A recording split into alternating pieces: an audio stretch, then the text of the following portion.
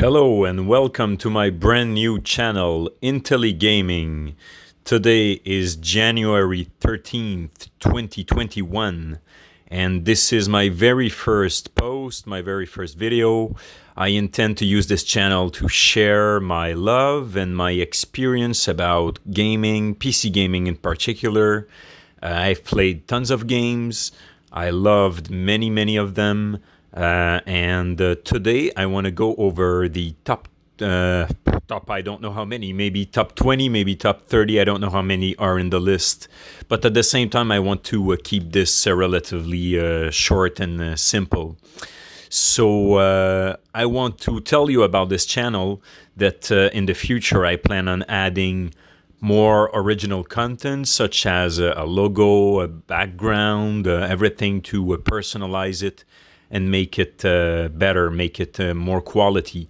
At the same time, I'm really new to making videos like that, so I need to improve also some of my equipment, possibly some of my techniques. I'm sorry if the audio or the video is not the best quality you would expect.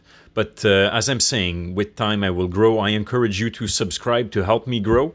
Once again, this is my first video, and without any further ado, let's jump right into the list of best games. So at the top of the list is Diablo 2 with Lord of Destruction and the PluggY mod.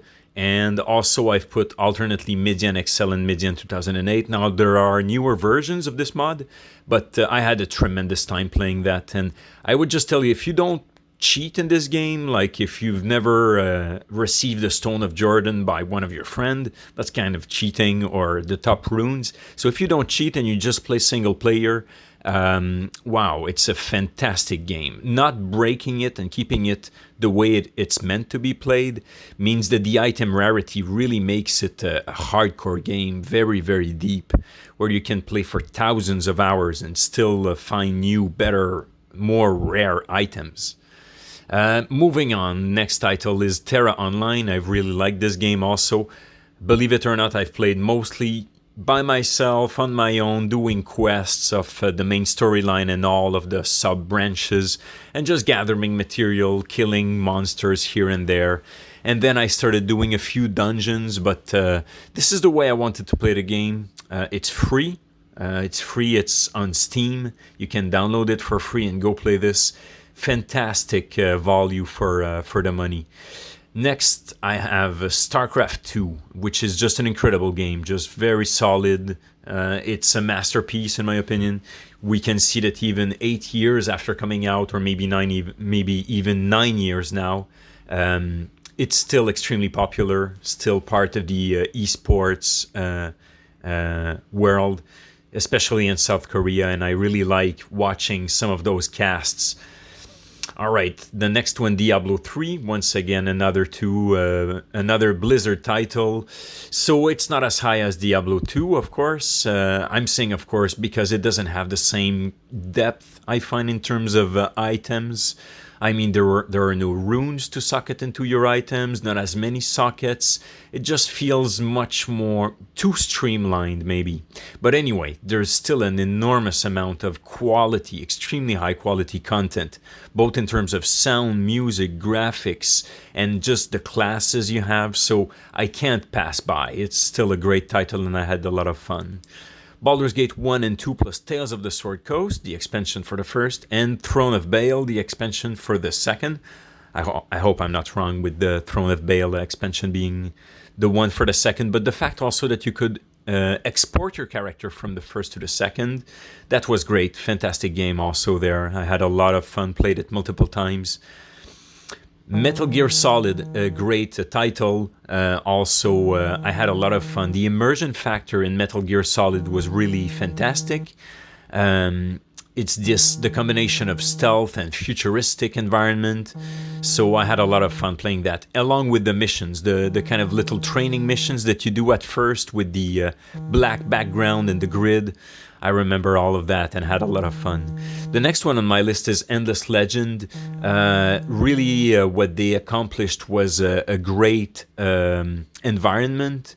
There's a mythos, kind of a religion almost. It's ancient artifacts. The resource system is great. How the ages work. It's kind of a blend almost of an Age of Empire, but much more like a civilization. So definitely a 4X game with lots of forward planning. I loved it. Company of Heroes, extremely solid title. The engine was just brilliant in that one. The level of detail at which you can position your tanks to cover exactly those angles on the battlefield, and then just back off the tank a little bit to get it out of the fire range.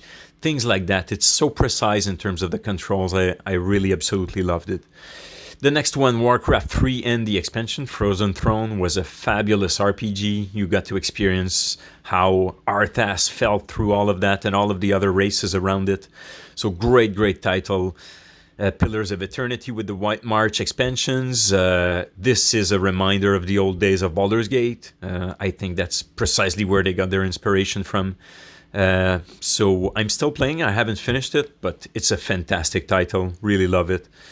Then Dawn of War 1 with its own expansions. I loved all of the game. Of course, I love Warhammer and Warhammer 40k. But particularly one of the expansions that was great was the one where you could play the Tau race. They are absolutely insane. Maybe because I was playing on normal, but really with some of their stealth units and your commander, you can really own the map in the first few minutes. And that really makes you so strong. But anyway, I had a lot of fun. KOTOR, which is Knights of the Old Republic, number 1. The number 2 title was great too, but not as high really on this list. It really lacked a bit of polish. Number 1, however, had a lot of polish. I fondly remember the game called Pazak, which is a mini game inside of Knights of the Old Republic.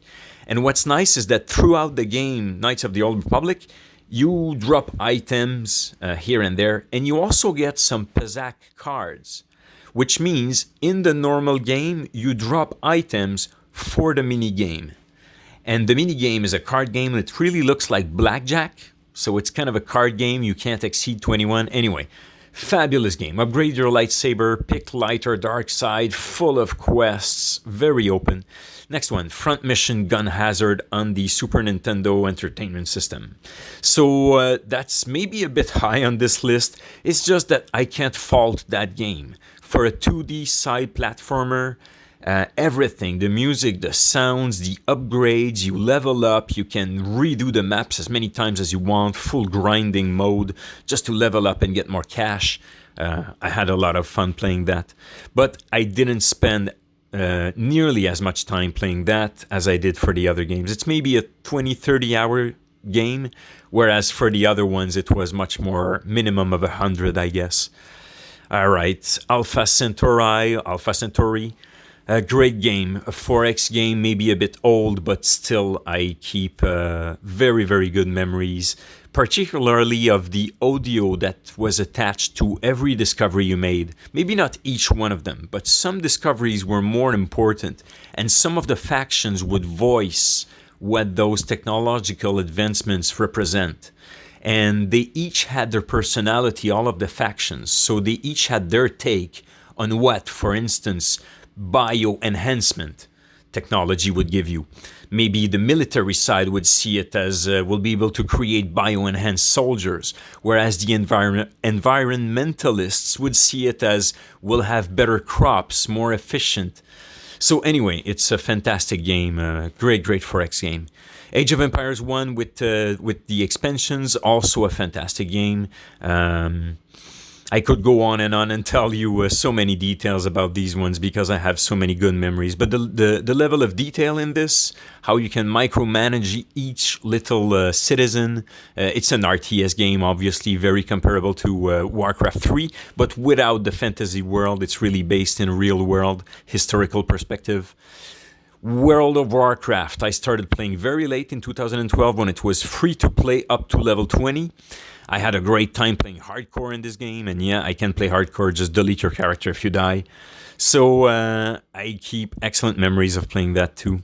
Deus Ex 1, fantastic open game where you can really pick and choose how you will approach various missions. Very tactical and action-based first-person shooter type of game, but with tons of details, tons of items that you can carry through the missions with you. Sins of a Solar Empire, both from a strategic perspective of managing your galactic empire and from a micromanagement perspective in the battles. I really loved it. I had fantastic strategies that I was able to realize in this game with fleet management to really nail an enemy completely by coming with a surprise fleet from the side. Anyway, I had a lot of fun playing that, Sins of a Solar Empire. The next one is Homeworld. I had a ton of fun playing that. I'm saying that for every game, of course. It's my list of top games. But I mean, Homeworld, I still remember counting how many enemy ships I could gather, steal through a mission. That was my goal. Steal every possible enemy ship with your corvettes. You have some type of little corvettes you can build and they steal enemy ships, so you end up with tons of missile frigates or iron frigates. I can't remember exactly. But yeah, it was just a little gem, a little marvel. And I guess it's not on my list yet, but I should have had Homeworld Deserts of Karak, which is made by the same people, of course. And that's why it's got the same feel, and that's exactly what they wanted. And the art director, I can't remember his name, but big props to him for a fantastic vision for both of these worlds. Company of Heroes 1, same things to say as the second title, just maybe a bit earlier, maybe not as good. That's why it's lower on the list. Mass Effect 1 was a great title also. It reminds me of KOTOR, but I didn't like it as much. It still is fantastic, but yeah, I didn't. It's just maybe it didn't go to the depths that I wanted with your inventory management, or maybe the level of detail in terms of RPG and character development. Because KOTOR was based roughly around the Dungeons and Dragons systems, so it's your 6 characteristics that define your character that you can increase with all the perks, the attributes, and all of that. So anyway, it was a more in-depth system than Mass Effect, but still, Mass Effect is a fantastic game anyway. Disciples 2, loved it also. I have very good memories. I've played a lot with all of the races in there. It's gothic. It's the art is fantastic and completely immerses you. Dawn of War 2 was great because of the random items you could get. I've only played the campaigns here and only on normal, but yeah, I've enjoyed it a lot. Great campaigns in there. Empire at War, here it's the space battles that are some of the best out there. I've had a ton of fun in those real-time space battles. I think you can pause and then assign orders. I'm not sure, but it doesn't matter. I do remember that they were extremely fun to play, that I could really control my ships and protect them and prevent losses and build more ships the way I wanted them. And it's the way you warp into the system. There's a lot of strategy behind that, which is a ton of fun. You know, to warp in with just one little ship. And then when you see how the enemy is positioned, what they have, you warp in the rest of the fleet behind it. It's fantastic. Mega Man X on the Super Nintendo, I played that years ago, but it was still, I remember it being a great game overall. Master of Orion 3, it's a huge game if you take a huge galaxy. A big 4X game, a little bit in the same way as Civilization. It's very close to Galactic Civilization. It's very close to newer titles also that I haven't played. But overall, I really love the military side of it and how precise it was in terms of everything, atmospheric composition, the demographics of your planet, the immigration, and then, of course, the technology tree is enormous and very detailed and very real. Science-based. It's not just nonsense, cool words. It's more science-based, well, somewhat. I mean, sometimes the Tachyon gun, maybe it doesn't really mean anything, but anyway, I loved it. Morrowind, I've played tons and tons of Morrowind, The Elder Scrolls 3, with its expansions, both of them. And I had multiple houses in the end, maybe just 2, but they were full of items. I played a lot of this game. Torchlight, because of the overall quality for this game, because it wasn't expensive. I mean, there's just a lot of quality in there. Tons of, well, maybe not tons of classes, but overall, experiment with all of the classes, going through multiple playthroughs, because I think you can also give some of your items to future generations.